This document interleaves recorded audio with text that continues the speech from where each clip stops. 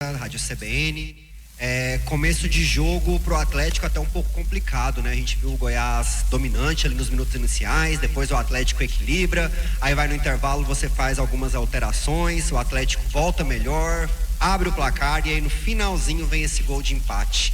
Queria a sua avaliação dessa partida, detalhando um pouco esses momentos que eu citei, o começo ali, as alterações no intervalo e principalmente esse gol sofrido no fim. Boa noite, Igor. A tua leitura foi a leitura que eu fiz agora para a comissão técnica. Acho que tu assistiu muito bem o jogo. Vou repetir o que tu falou.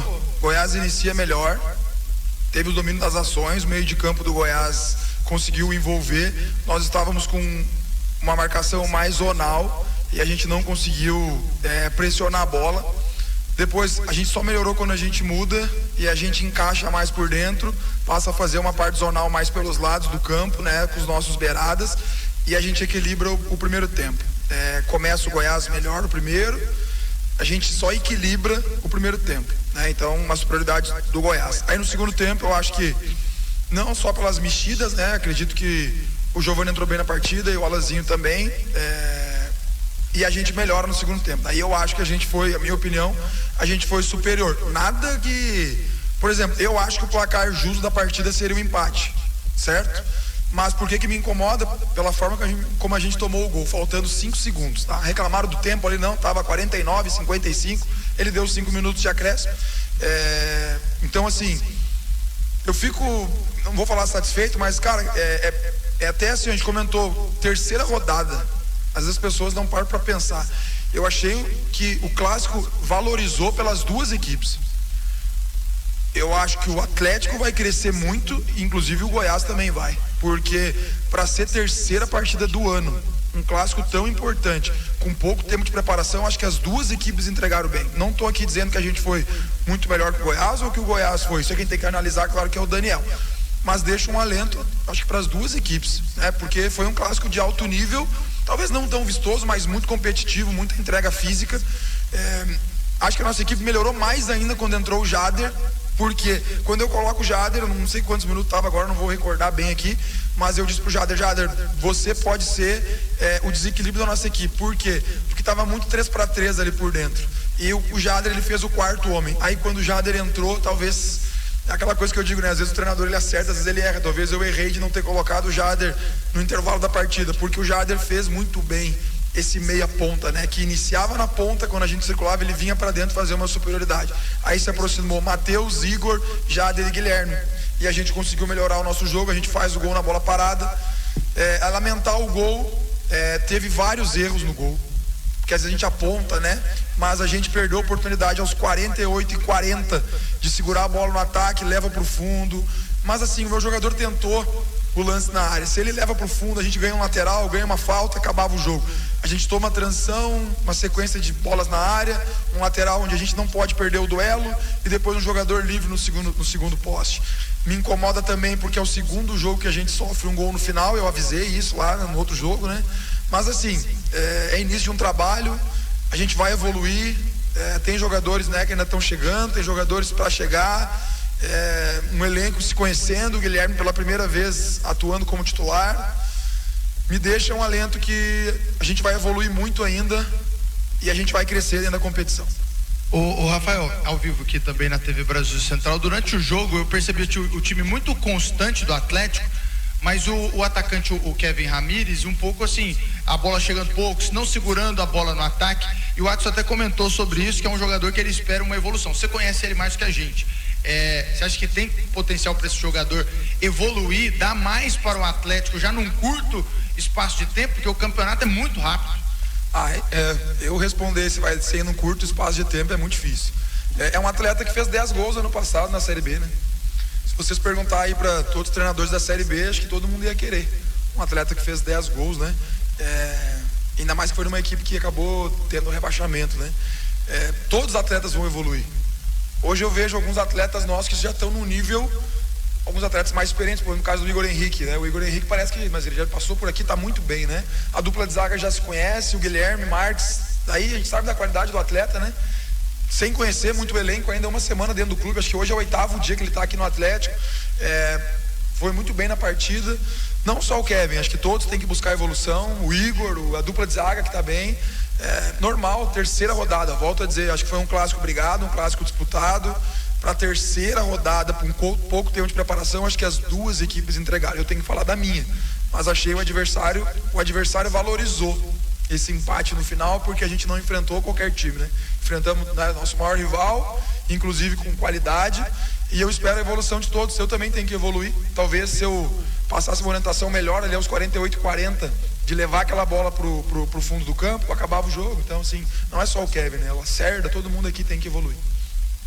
Lacerda, pela segunda vez seguida o Atlético tomou um gol no final, né? Contra a Aparecidense foi assim também. Naquela ocasião não comprometeu o resultado, hoje acabou comprometendo. Você enxerga esses 2 episódios seguidos como coisa de jogo, acontece, ou se requer o sinal de alerta nesse ponto em específico? E se me permite emendar rapidinho a segunda, serve que você continue invicto em clássicos, não perdeu mais um clássico, e o seu jogo de número 250, né, como treinador. Queria que você falasse um pouco sobre esse aspecto também. Bom, primeiro sobre ali, sinal de alerta, sim, sinal de alerta, e eu já cantei a pedra na coletiva depois, né, do jogo lá. Me incomoda muito, porque é uma situação que a gente treina, concentração ali. Para mim foi desatenção. O problema é que o jogador livre que faz o gol teve a comunicação, inclusive um lance, a gente já tinha passado a informação, né, através de um gandula para comunicar, né, os atletas que estava sobrando jogador na área. Conseguimos passar o recado, e no lance ali tem vários jogadores orientando, não podia ter um jogador livre ali. Responsabilidade é minha, né, mas a gente ali já se cobrou. E vai ser sempre assim, porque a gente tem que ter cobrança. Mas sim, é sinal de alerta. Vamos ter que trabalhar mais, vamos ter que mostrar em imagens. Não pode 2 jogos contra a Aparecidense e agora num clássico. A gente sofre tanto, né? A gente teve, o Goiás também teve, né, algumas oportunidades. Tem que falar da minha equipe. A gente teve uma oportunidade com o Guilherme no primeiro tempo, né, que a bola sobra, ele finaliza para fora. Teve uma com o Kevin no segundo. É pouco, né? Assim como o Goiás também teve poucas oportunidades. Então a gente vai numa bola parada contra um time alto. O Igor consegue o cabeceio, bate, rebate, sobra, faz o gol. Então a gente sofre tanto para fazer um gol, não pode entregar um gol daquela forma. Sobre a minha marca, assim, claro que eu queria de uma outra forma, não comemorar, né, mas 250 jogos na minha carreira. Eu considero ainda o início de carreira, né, 6º ano como treinador. Não vou citar ninguém aqui porque eu teria muitas pessoas para agradecer, né? Eu cito primeiro o meu pai, que foi o cara que foi o meu maior incentivador, que infelizmente ele não tá mais nesse plano aqui, né? Mas foi o cara que mais me incentivou na minha carreira como jogador, e deve estar muito feliz eu estando desse lado, porque tem todos os clubes que eu passei que eu sou muito grato a todos os clubes, porque em todos eu tive oportunidade, todos foram responsáveis por, eu sempre digo, né, sustentar a minha família, né? Todos os clubes que eu passei, todos. Dirigentes também que me deram oportunidade. Hoje o Adson, que é o cara que me dá a oportunidade aqui no Atlético. Tento buscar evolução sempre, preciso melhorar muito, tanto tecnicamente, taticamente, por isso que a gente estuda, por isso que a gente tenta se aperfeiçoar. Agradecer a vocês também, porque sempre me tratam com muito respeito. É um número bacana, mas eu espero ainda fazer muito mais, né? Porque são 6 anos, eu espero ter uma carreira longa pela frente. Boa noite, Lacerda. Vou repetir a primeira pergunta que eu fiz para o Adson hoje. Te surpreendeu a postura como o Goiás chegou na partida, indo para cima, tentando as ações, principalmente ali naquele iniciozinho de jogo? E o que tirar de lição dessa partida para o duelo contra a Jataiense e para o próximo clássico contra o Vila Nova? Bom, não me surpreendeu. Não me surpreendeu pela qualidade do adversário, né?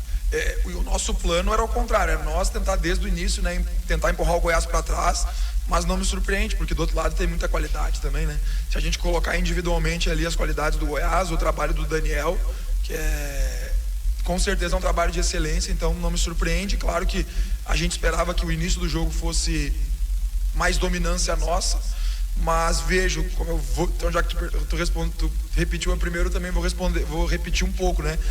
Acho que o Goiás começou melhor e depois equilibrou o primeiro tempo, mas acho que o segundo tempo a gente teve uma leve superioridade, e depois com a entrada do Jader eu achei que a gente foi superior. Nada demais. Volto a dizer, acho que o placar justo seria o empate, mas me incomodou porque a forma como a gente toma, faltando 5 segundos, aí já não é mais justo, porque nós tínhamos que ter segurado a bola na frente, não podia tomar um gol de lateral, coisa que não pode acontecer.